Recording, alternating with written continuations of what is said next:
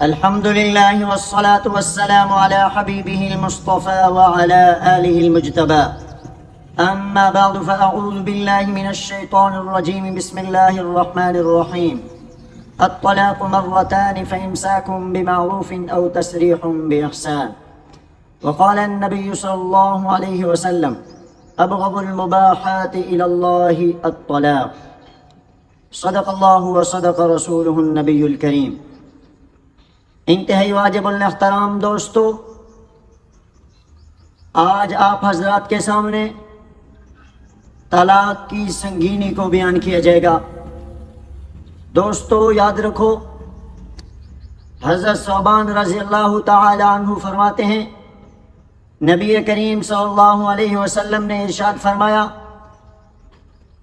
جو عورت اپنے شوہر اور اپنے خاوند سے بغیر کسی معقول وجہ کے اپنے خاوند سے طلاق طلب کرے، طلاق چاہے، اس عورت پر جنت کی بو بھی حرام ہے۔ دوستو دیکھیں، اس قدر طلاق کی سنگینی ہے، اس قدر طلاق کی مذمت اور سنگین جرم کو واضح کیا گیا ہے کہ طلاق دینا کس قدر گھنونا قدر جرم ہے کہ آپ صلی اللہ علیہ وسلم نے طلاق طلب کرنے والی بلا وجہ عورت، جو عورت بلا وجہ اپنے شوہر سے طلاق طلب کرے، کس قدر آپ نے وعید بیان فرمائی کہ وہ عورت تو جنت میں جانا تو درکنار، اس پر جنت کی بو بھی آپ صلی اللہ علیہ وسلم نے فرمایا حرام ہے۔ ایک اور روایت میں حضرت معاذ بن جبل رضی اللہ تعالی عنہ جو روایت کرتے ہیں کہ جناب نبی کریم صلی اللہ علیہ وسلم نے ارشاد فرمایا، معاذ، زمین پر اللہ تعالیٰ نے جتنی چیزیں پیدا کی ہیں ان میں سب سے زیادہ مجھے محبوب اور پسندیدہ چیز غلام اور لونڈی کو آزاد کرنا ہے، اور زمین میں پیدا کی ہوئی چیزوں میں سب سے زیادہ مبغوض اور ناپسندیدہ چیز آپ نے فرمایا وہ طلاق ہے۔ آپ صلی اللہ علیہ وسلم کا ارشاد گرامی، ابغض المباحات الی اللہ الطلاق، کہ حلال چیزوں میں اللہ تعالیٰ کے نزدیک سب سے بری چیز طلاق ہے۔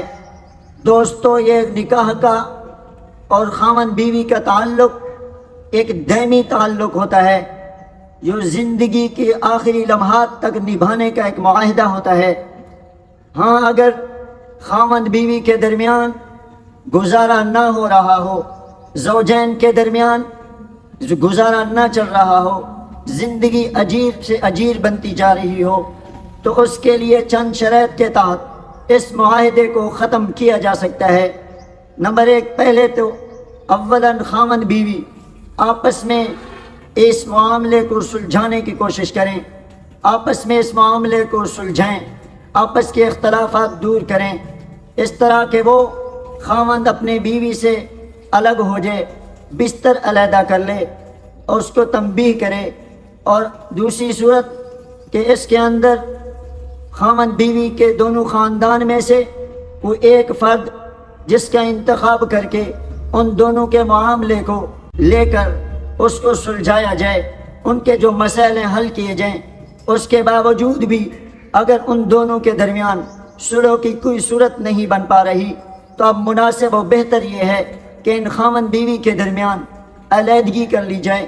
دوستو، بغیر کسی معقول وجہ کے، بغیر کسی عذر کے آپس میں ایک دوسرے سے طلاق کی فضا پیدا کرنا، خاوند بیوی کے درمیان توڑ پیدا کرنا، یہ انتہائی سخت وعید ہے، اور آپ صلی اللہ علیہ وسلم نے فرمایا کہ ایسی عورت جو بغیر کسی وجہ کے طلاق طلب کرے اس پر جنت تو جنت کی بو بھی حرام ہے۔ دوستو، کس قدر یہ سنگینی ہے۔ اللہ تعالی ہمیں اس معاہدے کو خاوند بیوی کے درمیان جو نکاح کی صورت میں ہوا زندگی میں نبھانے کے اللہ ہمیں توفیق نصیب فرمائے۔ والسلام۔